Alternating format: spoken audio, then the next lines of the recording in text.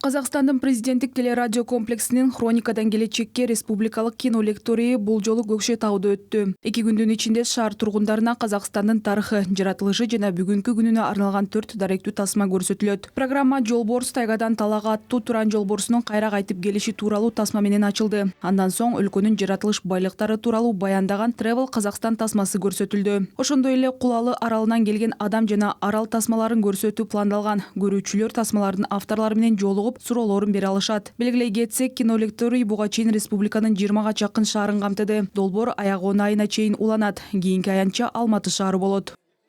Я очень благодарна. Бул даректүү тасмаларды тарткан чыгармачыл топко абдан ыраазымын.